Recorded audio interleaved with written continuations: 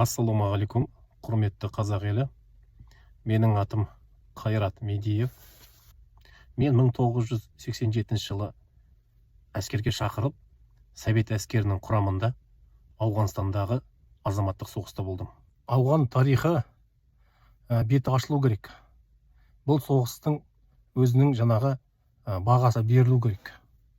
Ал енді осы соғысқа баға беру үшін осы соғысты көрген азаматтар өздері айту керек.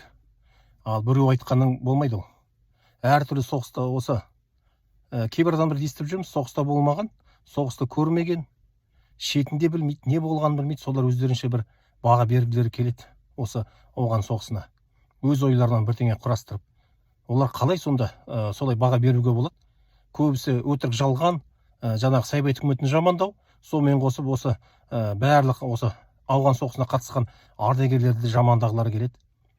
Ол дұрыс емес. Совет заманында қызыл әскер болған жоқ, орыс әскері болған жоқ. Ол кезде интернациональный әскер болды. Бүкіл ұлт болды. Ол Совет әскері тек қана орыс ұлтынан ғана тұрған жоқ. 50-ші жылға шейін, 50-60-ші жылға шейін солай болған. Тек орыс әскері орыстан ғана тұрған 90%. А Совет әскері 70-80 жылы коммунизм кезінде ол бүкіл ұлт болды әскер құрамында.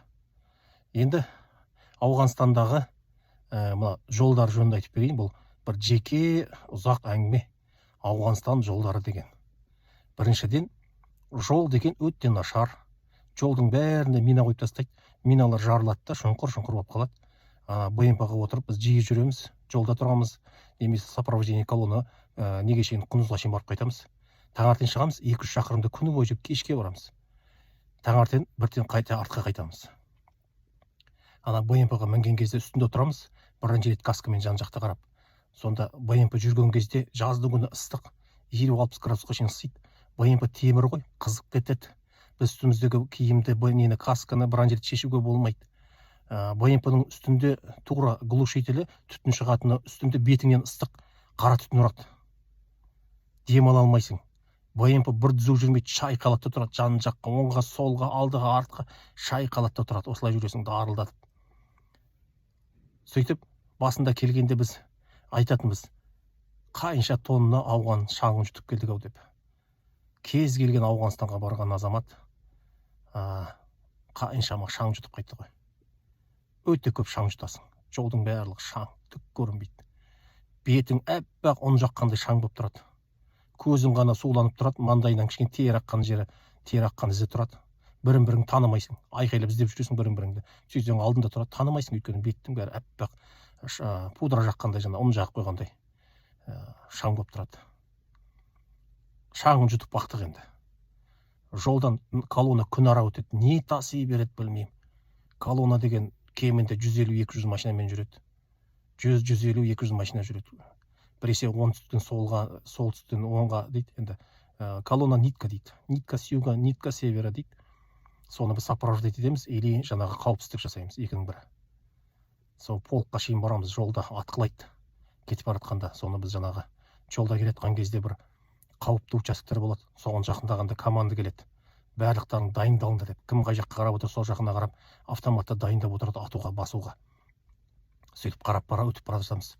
Арасында бір таулардың арасында, бір шөптердің арасынан бір көрінбейді, қайдан атып жатқан, бір жерлерден атқылайды. Атайын десең, қай жерден атып жатқанын білмейсің, бірақ оқтар басыңнан зулап атады. Қай жерге атарын білмейсің, төбеден атқылайды. Сондай жерлер болады. Кейбір жерде тоқтап қалған кезде атқылаймыз бізде де, сол жақтарда көрмесек те атамыз. Талдың арасын жаңағыдай жерде атқылаймыз. Бір қышлақтардың жана өтіп баратқанда кейбір жерден атқылайды. Ондай да болады. Полкқа келген кезде бізде жаңағы 3-ші батальонның 7-ші ротасы Южный бағыланда тұрды, 8-ші рота Северный бағыланда тұрды.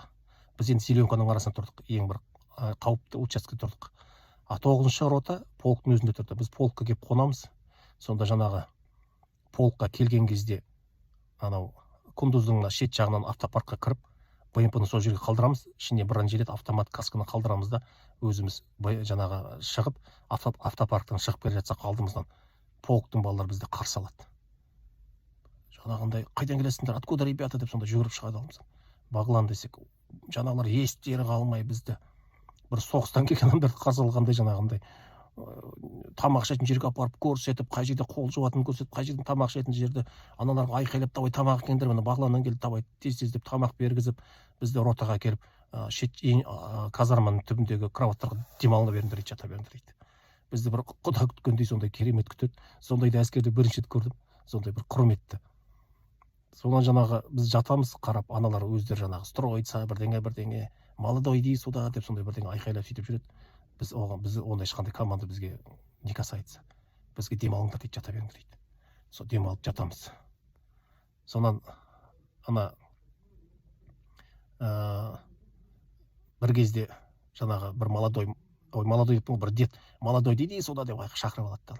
Ортада телевизор ілініп тұр, казарманың ортасында. Модуль дейді, модуль, ағаштан салған казармалар, модульный казармалар. Сол телевизордың жаңағы анау каналын қос дейді, ауыстыр дейді. Анау тумбочканы әкеп қояды, үстіне шығады да плоскоуып салады да дың деп каналдарды бұрайды. Соны бір неге түсіп қалды. Бір каналды қосып еді, 45-ші жылғы соғыс кино болып жатыр екен. Сөйтсе анау айқайлайды. Выключи его, ты что поставил деп, өшір ананы, басқасын қой дейді, анау айқайлайды. Анау дың деп бір каналды ұстап еді, бір кино болып жатыр екен, бір ішің пысып кететін бір кино болады ғой, жаңа қаланың ішінде бір жас бала, бір енді бала емес, бір орта жас подростық, орта жастағы бала, 15-16-тағы ма, бір көшеде келе жатыр, бірдеңе, өз советский кинолар көп сөйлемейді ғой, бірдеңені бір жерде жаңағы көшеде бірдеңе істеп келе жатады, адамның іші пысып кететін бір кино болды ғой. О, мынау күшті кино, осы тұрсын дейді аналар. Қарап жатыр. Соны қарап, мен де жатып ұйықтап кетіппін. Таңертең ерте 5-те тұрғызады, бізді ертерек тұрамыз да, заттарымызды дайындап, жолға шығамыз, қайтадан артқа қарай бағлан кетеміз. Бір күні жаңа полкқа келсек, кешке қарай қазақ бала жиналып қалыппыз, әр точкадан.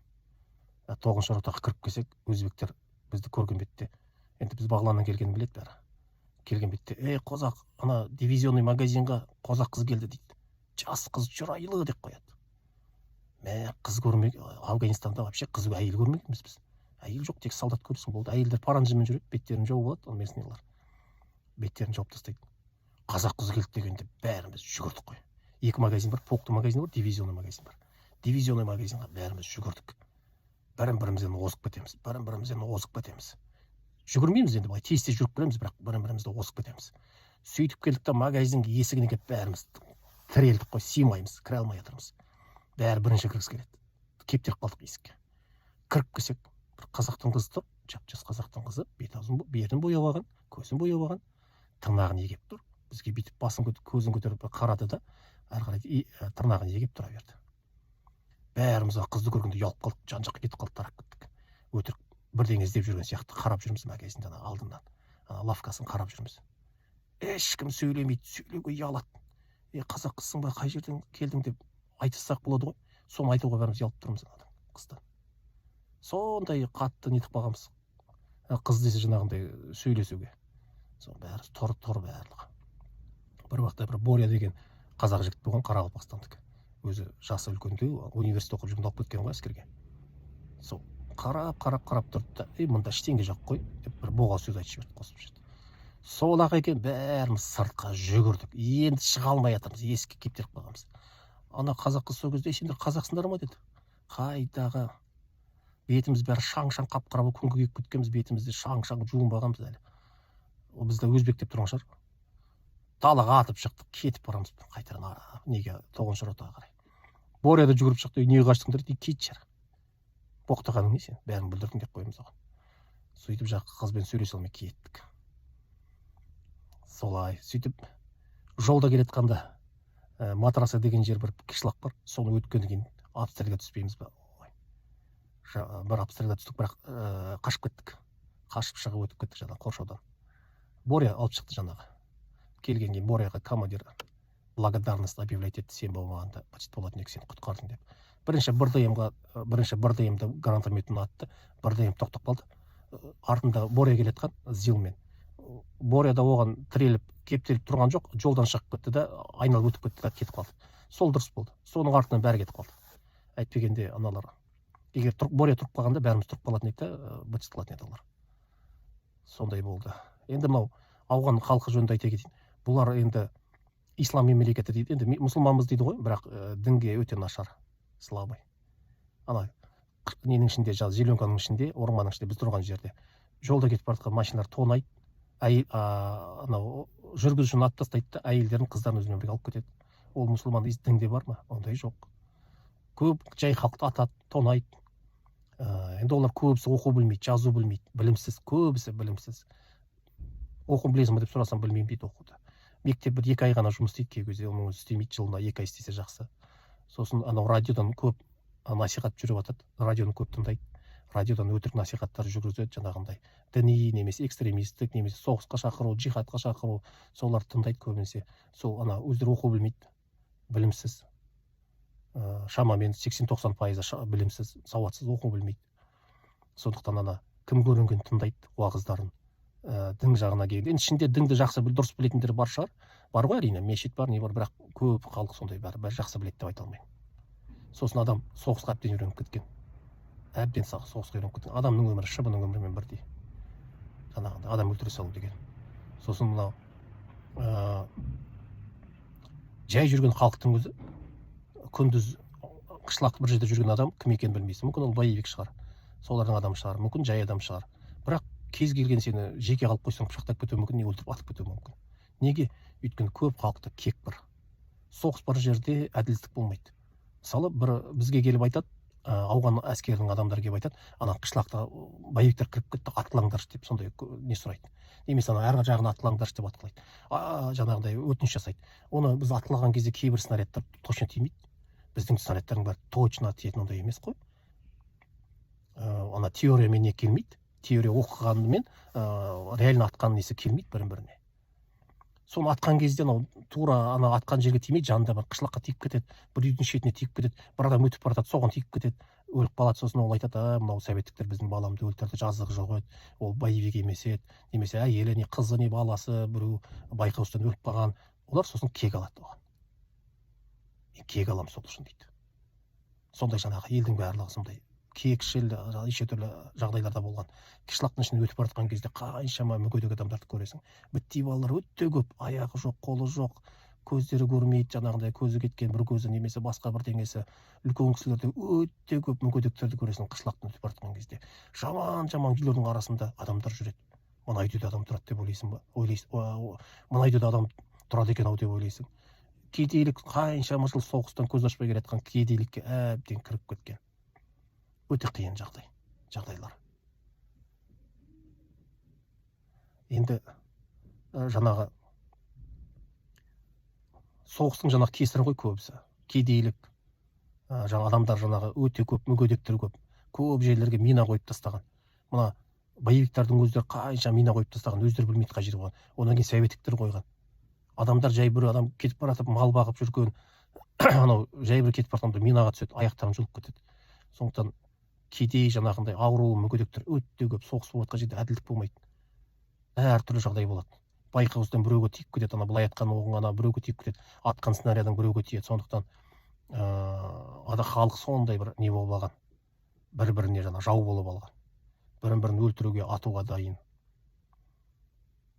Міне сондай бір бөтен елде сондай азаматтық соғыс болып жатқанның ішінде жүрдік. Өте көп түсініксіздіктер бар ішінде. Кейбір адамдар бізді жақсы түсінеді, бізге алғыс айтып жатады. Кейбіреулері жек көреді. Әртүрлі жағдай. Қалай айтқанмен де бөтен елге қарумен барған адамдар жақтырмайды бір жағынан. Бір жағынан енді біз оларға көмектесіп жатырмыз ғой. Олар сол бізді пайдаланып, біздің әскерді пайдаланып, өздерінде жаңағы қаруларын тастап, бейбіт өмірге көшіп алу керек еді негізі. Олар ақымақ болды. Шетелді тыңдап, шетелден ақша келеді, шетелден қару келеді, экстремисттер келеді, соларды тыңдап, соғысты олар ұлғайтып жіберді адамды. Ең бір қорқыныштысы сол миналар. Қай жерге барсаң минаға түседі. Машиналар бірін-бірінің ізімен жүреді. Кішкене былай шығып кетсе, ізден минаға түседі. Өте көп жерге миналар қойған. Современный мынау итальянский миналар, БМП біздің БТР-ларды жарып жібереді, түбін тесік қылып жібереді. Адам не болады сонда? Өте жаңағындай мықты миналар әкелінген, пластмассовый, жеңіл өздері. Бірақ атылған кезде енді темірлеріңді сындырып жібереді. Сондай өте қауіпті жер болды, жаңағы Ауғанстан жері. Қай жерге барсаң мина, қай жерге барсаң жаңағы атыс, бірін-бірімен өздері соғысып жатыр. Өздері бірін-бірімен соғысып жатыр. Жаңағы боевиктер. Онан кейін мемлекеттік әскерге біз көмек береміз, совет әскері. Сонымен енді быт-шыт бірін-бірімен. Қышлақтардан өтіп бара жатсаң, бітей балалар жүгіріп жүреді, қолдарында наркотикті жаңағы тамақ айырбастағыш дейді, жаңағы тушенка, сондай бір тамақ, бізде консервалар ғой неше түрлі, соны консерваға айырбастайды жаңағыларды. Ол деген енді былай егер сататын болса, ол өте қымбатта, бірақ арзан жаңағы бір тушенкаға айырбастайды. Өте көп сондай қышлақтарда адамдар жүгіріп жүреді жаңағындай наркотик соларды айырбастауға. Енді дүкендеріне кірсең, барлығы бар. Бізде совет үкіметінде магазинде түк алмай, түк таппайсың, бәрі дефицит. Джинсы жоқ, магнитофондар жоқ, Sony, Panasonic деген фотоаппарат, сағат, швейцарский, японский деген. Бұлардың бәрі оларда магазин толып тұрады. Норковый шубаң, шапкаң дей ма, джинсы, кроссовки, неше түрлі футболка, шетелден келген. Ол кезде дубликат деген жоқ, бәрі оригинал ғой. Сол мақта товарлары магазинде толып тұрады. Бізде ондай совет үкіметінде жоқ ондай товар. Жаман өлген қышлақ дейсің ғой. Түк жоқ, быт-шыт, отсталый мемлекет дейміз ғой Ауғанстан. Сол кезде отсталый мемлекетінде магазинде бәрі толып тұрады. Совет үкіметінде жоқ заттың барлығы, дефициттің бәрі. Швейцарский сағат, Panasonic, Sony, неше түрлі магнитофон бәрі толып тұрады. Сосын қышлақтың және өтіп бара жатсаң, базардан өтесің ғой, базарда бәрін сатып атады. Сосын мен бір байқаған, әйелдер сатып отырады. Ондай мұсылманда жоқ қой. Әйелдерді қатар-қатар домалақ қылып отырғызып қойған, бастарына жаңағы беттерін ашып қойған. Негізі әйелдер бәрі бетін жауып жүреді, жаңағы паранжымен. Көздері қандай сетка тұрады, көздерінде сол сетка арқылы ғана қарайды, бітті. Аналардың беттерін ашып тастаған, толып отырады, үйіп қойған, бір қой сатып отырады ғой, үйіне үйіп қойып, бір жерге жинап байлап, сол сияқты үйіп қойған. Мен ойлаймын, сол әйелдерді сатып отыр ма деп олар. Әйтпесе базарда не қылып отырады, олар жинап қойған бір арасында бір еркек отырады. Сондайлар неше түрлі сондай бір түсініксіз нелер болды, көреміз соларды. Осы тарихты білу керек жастар. Бұл ауған соғысына біз не үшін бардық? Не істедік ол жақта? Қандай қиындықтардан өттік? Ол кезде қарудың барлығы автоматический еді. Совет әскерінің қаруы автоматический барлығы атылады. Ал енді шетелден келіп жатқан қарулар сол кезде электронный еді. Жаңағы ПТУР, Стингер, басқа небір ракеталар келеді Америкадан. Электронный атылады. Совет әскерінің қаруы, қазіргі Ресейдің қолындағы қару, сол совет әскеріне қалған қару ғой, бәрі автоматически атылады. Ешқандай электронный қару жоқ. Сондықтан шетел озып кетті электронный жағынан, қару жағынан. Бірақ совет әскерінің жаңағы қазір ютубтан қарап отырсаң, сол боевиктар сол кезде соғысқан совет әскерін мақтайды. Мықты соғысты деп, қорықпайды солдаттары деп. Ол кезде патриотический воспитание масқара мықты болды. Мысалы жаңағы біздің Қазақстанның Өскеменнен Қожанов Оралхан деген офицер қайтыс болды дедім ғой. Сол бізде Бағланда ротта қоршау қылып қойған кезде жаңағы Қожанов Оралхан деген автомат пулеметті көбірек граната оқ алғанда сендер қашыңдар деген. Арттарың қарамаңдар, спасайтесь деген ғой, былай айтқанда. Мен аналарды қалдырамын, өзім тоқтатамын дегенде қалып қойған жалғыз өзі. Сөйтіп сол жерде аналарды өткізбей бүкіл ротаны аман алып қалған, жалғыз өзі қалып қойғанда өлгенше атысқан сол жерде. Масқара ерлік қой қарап отырсаң. Соны батыр атағына жазған, батыр атағын берген жоқ ана. Неде? Кремль берген жоқ. Сондай патриотизм масқара болды ол кезде. Неше түрлі сондай жаңағындай жағдайлар болды. Пленға түспес үшін сондай до конца атысып өліп жатыр. 18-дегі балалар ғой, қарап отырсаң, 18-дегі боевиктер өмір бақи соғысып жүрген жігіттер ғой, 30-40-дағы, 50-дегі өмір бақи соғысып жүрген жаңағы сондай нелер. Сол 18-дегі, 19-дағы, 20-дағы балалар соған қарсы тұрды, қорықпай. Қорықпай бетіне қарсы тұрды, соған олар таң қалады да, мыналар не деген мықты әскер деп. Жаңағындай. Міне осындай болған. Сонда біз өзіміздің елімізді қорғап жүрміз деп ойладық қой, отан үшін соғысып жүрміз деп. Өйткені бұл Ауғанстан стратегический жер, егер біз кетіп қалсақ, бұл жерге Америка өздерінің ракеталарын қояды деп, сондай бізді өзіміздің отан үшін деп сондай түсіндірді ғой бізге. Отанымызды қорғауымыз керек осы жерде деп бірінші деп. Егер біз Ауғанстан мемлекетіне көмек бермесек, олар өз аяқтарынан тұрып кетіп жаңағындай мемлекет аяғына тұрып алмаса, бұл жерде жаңағы Америка басып алса, ракета қойып бізге қауіп төнеді деген сондай саясат болды ғой. Біз солай түсіндік. Өзіміздің жаңағы оңтүстік рубеждерді, аймақтарды қорғап жүрміз деп сондай бізге сөйтіп жаңағындай түсіндірді ғой. Сосын Ауғанстан жерінде күн ыстық қой. Өте күн ыстық. Неше түрлі инфекционный аурулар да көп. Көп солдаттар жаңағындай тиф, малярия, гепатит, сондай көп аурулармен ауырды. Олардың ешқайсысын емдеген жоқ, ол жақта ешкім тексермейді оны. Ауырып тұрмын деп келсең де ешкім саған қарамайды, тексермейді. Сондай қиын болды. Сол аурулардың барлығы келгеннен ғана білдік қой, ауырғанымыз сол жақта. Сосын өлген балаларды темір табытқа салып жібереді. Ашуға болмайды. Табыттың ішіне не салғанын білмейсің. Кейбір адамдардың енді жаңағындай снаряд, минадан жарты денелерін ғана салады. Кейбіреулерінде таза басқа адам салып жіберетіндер де жағдай болған. Ондайлар көп болған. Жаңағы басқа адамның мәйітін салып жіберген. Оны толығырақ бір сол жағдай жөнінде келесі жолы айтармын. Елге қайтарда Ауғанстан президенті баршамызды от благодарного афганского народа деген медальмен марапаттады.